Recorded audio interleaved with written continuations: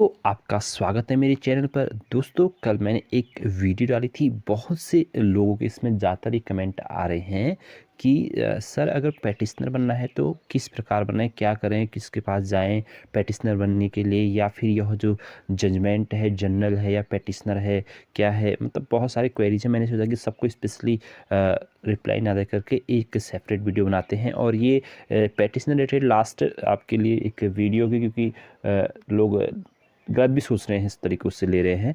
तो ये वीडियो आपको एक सलाह समझ लें या फिर कुछ भी समझ लें, तो इस तरह से इस वीडियो को बनाई जा रही है। तो अगर चैनल पहली बार आएंगे तो प्लीज़ चैनल को लाइक से सब्सक्राइब अवश्य करना। तो दोस्तों, जैसे कि मैंने ये बताया था कि वहाँ पर जो ऑर्डर में है, जहाँ पर एक बार फिर से मैं इस ऑर्डर को बताता हूँ। वो ऑर्डर नंबर है आपका 17। ये देखिए, यहाँ पर क्या है, Shri Gopal Shankar Nair learner senior counsel appearing for the applicant submit the information receive under the right of to information act 2005 वुड reveal that there are 279 posts vacant, and the number of applicants are 239। देखो, यहाँ पर ना आप सब लोग उसको गलत सोच रहे हैं। आप हो सकता है कि गवर्नमेंट भी इसी बेस पर ले लेगी ना कि यही लोग हैं एप्लीकेंट, और इनका ही डाटा हमारे पास है, क्योंकि इन्हीं के लिए एससी ने कह रखा है। तो सबसे बड़ी बात तो ये है कि इसमें एप्लीकेंट की बात की गई है। एप्लीकेंट और ऑर्डिनरी फॉर पैटिशनर दो अलग शब्द होते हैं। एप्लीकेंट मतलब होता है वे आवेदक, एप्लीकेंट में सीधे शब्द होता है आवेदक, और पैटिशनर ओनली फॉर पैटिशनर का होता है सिर्फ याचिकाकर्ता है। तो दो शब्द आपको बिल्कुल अलग रहेंगे हिंदी में।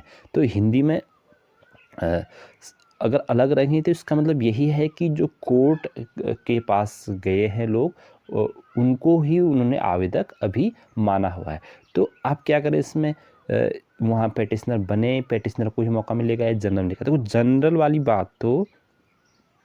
जनरल वाली बात तो गवर्नमेंट के हाथ में है। सीधी सीधी बात है कि अगर गवर्नमेंट से प्रे किया जाएगा सभी लोगों द्वारा कि भाई साहब, ऑर्डर तो अप्लीकेंट्स के लिए आया है, तो अप्लीकेंट्स तो हम भी हैं सारे, तो हमें इस भर्ती में क्यों नहीं लिया जा रहा है। पहली बात, अगर गवर्नमेंट मान जाएगी तो वो इसको पूरी की पूरी क्या कर देगी, जनरल कर देगी। अप्लीकेंट मतलब कि वो सारे आवेदक जिन्होंने 2020-21 में फॉर्म भरा हुआ था, वो सारे क्या हैं, अप्लीकेंट हैं। और 2024 वाले भी कुछ उसमें पैटिशनर बनने के लिए टीपी में गए थे, शायद उनको इस भर्ती में नहीं लिया जाएगा, क्योंकि जो ये ऑर्डर आया है ये 10 दिसंबर 2024 का स्पष्टीकरण है। 10 दिसंबर 2024 का स्पष्टीकरण जो सबसे पहले जो वहाँ पर गए हुए, जो मतलब चल रहा है रिव्यू से पहले जो हेयरिंग थी, वो सारे की भर्ती के अकॉर्डिंग ही यहाँ पर चल रहा है। कहने का मतलब समझे, तो जनरल ऑर्डर किसके हाथ में है, गवर्नमेंट के हाथ में है कि वो इसको जनरल करती है, नहीं कि उनसे प्रे लगाया जा सकती है। अब दूसरी बात ये है कि जनरल ऑर्डर ये क्यों नहीं हो सकता है,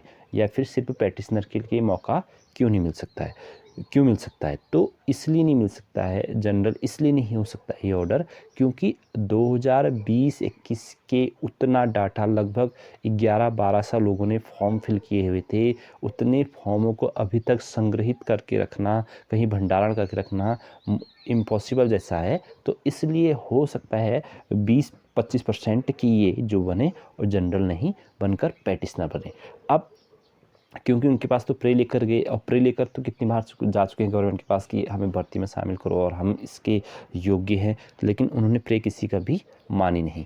ठीक है, तो ये मैंने पहला आपको बता दिया कि इतना डाटा होता नहीं है, और हाई कोर्ट या सुप्रीम कोर्ट से गवर्नमेंट का डाटा निकलना बहुत आसान होता है, क्योंकि जो भी वहाँ पैटिशनर बनता है वो बहुत सारे प्रूफ लगाता है वहाँ कि 2021-22 में जो प्रत्यावेदन आई होती है उसमें उसका नाम था, वो वाली प्रूफ लगता है, या फिर रसीद का प्रूफ लगता है, NSDLED के जो डॉक्यूमेंट्स हैं वो लगते हैं, टेट हो गया, सर्टिफिकेट्स हो गए, इंटर हो गए, कहाँ कहाँ से फॉर्म है, सारे प्रूफ लगते हैं पैटिशनर बनते वक्त। तो प्रूफ देने पड़ते हैं, तब जाकर वहाँ पर पैटिशनर बनाया जाता है। तो अब सरकार क्या करेगी, तुरंत प्रे करेगी सुप्रीम कोर्ट से कि प्लीज़ डाटा दीजिए हमें, तो हम आपको इनको शामिल करने जा रहे हैं। तो पैटिशनर बनने का ये फ़ायदा है। दूसरा, गवर्नमेंट का भी प्रे मानती नहीं है। तो एक निवेदन है सबसे कि एक बार मनदीप कार्ला जी ने सबको सबसे सोशली आकर के बताया था कि जो भी पैटिशनर बनना चाहता है वो हमारे पास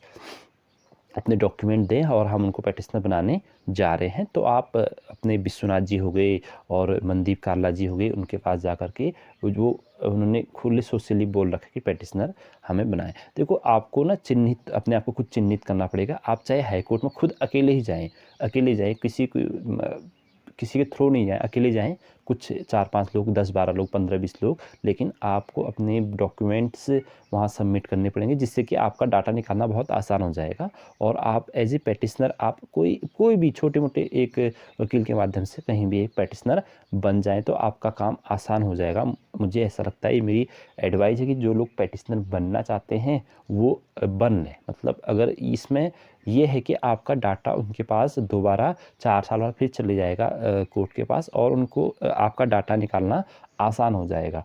तो ये था दोस्तों। और एक और बात बताना चाहता हूँ कि अगर पैटिशनर मान लो पोस्ट है 278 बता रहे हैं, जिस इसी आरटी की अकॉर्डिंग जो पेटिशनरों की लिस्ट बताई जा रही है, जो पोस्टें बता रखी है, जो बैलेंस बची हुई है 279 बता रही है। देखो अब 279 पोस्टें हैं और वहाँ पर पेटिशनर बन गई 500-600 लोग, तो फिर क्या होगा? फिर बनेगी मेरिट जो बननी भी है। अभी कम से कम 200-300 लोग तो ऐसे ही हैं जो इग्नू डीएड किए हैं, जो बाहर से डीएड करके हैं, वही काउंसलिंग 6th काउंसलिंग का वेट कर रहे हैं।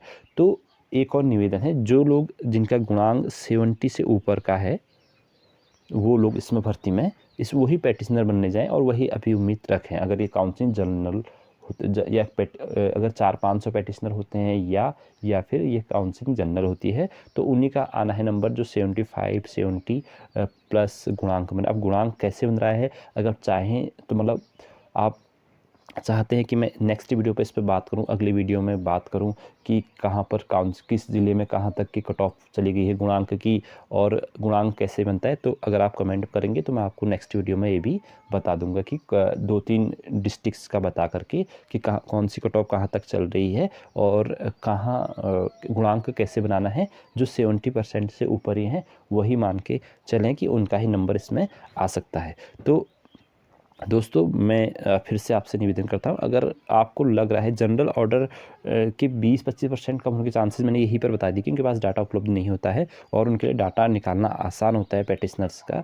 तो वो कहते हैं कि हाई कोर्ट में कितने पैटिशनर्स हैं बताइए, इस केस के इतने पैटिशनर है, इतने केस के इतने पैटिशनर है, इतने केस के इतने पैटिशनर, उनका डाटा ले लिया। सुप्रीम कोर्ट में कितने पैटिशनर थे उनका भी डाटा दीजिए, तो वहाँ भी इतने पैटिशनर थे, तो टोटल पैटिशनर को वो सबमिट कर सकते हैं अगर वो पैटिशनर को करना चाहते हैं तो अगर आपको कहीं पर मौका मिलता है पैटिशनर बनने का तो आप बन सकते हैं, क्योंकि थोड़ा सा इजी हो जाएगा अपने आप को चिन्हित करना कि मैं भी एप्लीकेंट था उस समय।